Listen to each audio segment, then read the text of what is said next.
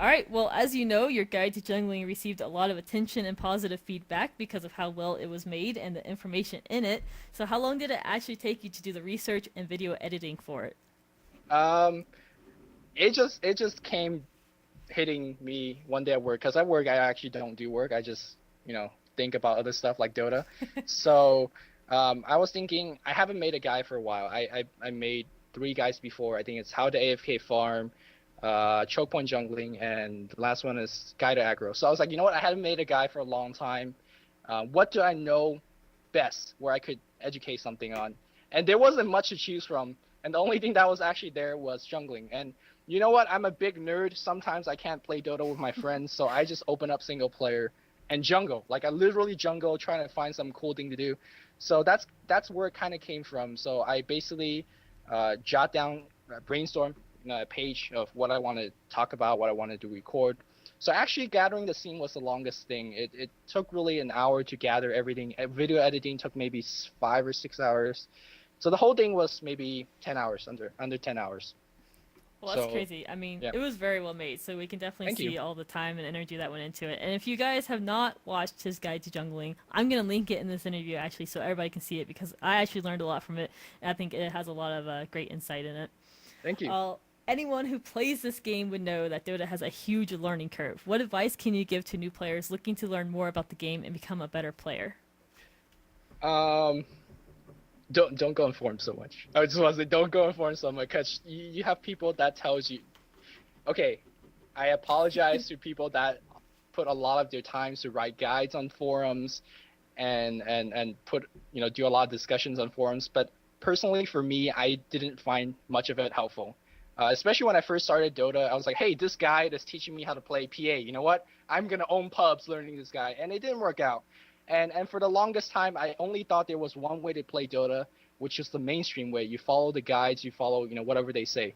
But as I started to commentate more and more, it seems a lot easier and you learn faster if you just do whatever you want, f up, and then think, why did I f up and why did I learn? So for the new players out there, I think it's great to make mistakes. Don't follow a single trend, but do take the time out and just think for a bit, like even a minute in a day, just like why did I f up and try to improve that way. So a lot of practicing, a lot of effing around and just playing with it. It's just to have fun. You don't have to really go crazy and try to download professional replay. It helps to watch commentary. Hey, shameless self plug to watch commentaries. But it really comes down to enjoying the game, for me at least, and just playing around. Interesting, thank you. And if there's just one thing you could tell a new player, what would that be? Don't give up. Like that sounds really corny. Don't give up because you're gonna have a game that an SA just rolls all over you and he's trash talking, but just put it down for a day or two and then just go back at it because this game has a lot to learn. And if you give up, 2 months in, you're not gonna get anywhere. So that's it. Don't give up. I think that's really good advice. I've seen teams and even players give up way before the game is over, so I really like Definitely, that. That's a definitely. great answer. Yeah. Yeah. Well, what do you think is the biggest leap that high skill pub players have to do in order to be considered a player who knows how to play competitively on a team? Oh, don't think you're good. Don't think you're top shit. Sorry, do you have to beep that? My bad.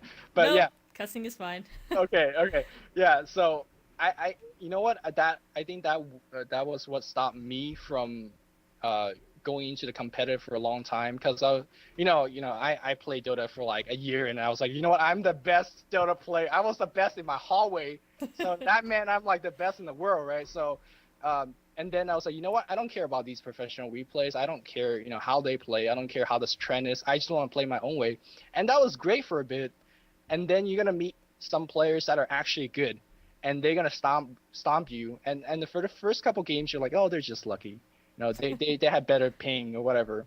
But after a while, you just generally know that they're better players. So I think it's just an ego thing, to be honest. I think it's an ego thing. Just drop the ego, watch replay, kind of think why the pros are good because they're good for a reason, and learn from that. So that's I guess my answer to that, but I guess it's really different for everyone else's. I would definitely agree with that, actually. Well, of course, I am going to ask you some Dota 2 questions. What do you think of the $1 million tournament coming up, and any favorite team that you're rooting for?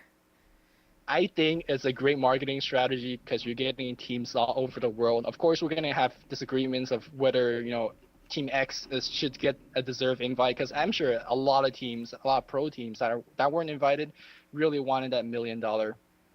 Before you an hour before you asked me this question, I would have said IG or former CCM because they were looking invincible, and then I just casted a game right now, and that totally changed my view.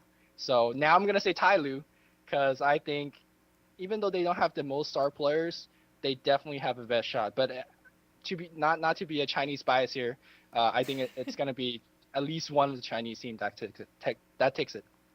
I think there's a lot of speculation around that. I mean, just because a lot of the Chinese teams are really good.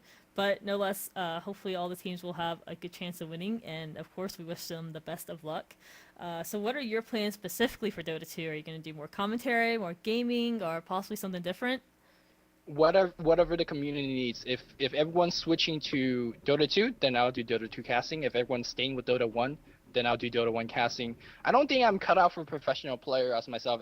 I'm not that good, so I think I'm gonna just stick with casting. That's the one thing I'm okay at, so I'm gonna stick with that. And I actually find watching the pro plays a lot more enjoyable than, well, I enjoy casting, so I'm gonna stick with casting. So Dota 2 is what I'm gonna do. Of course, I'm gonna do things like guides.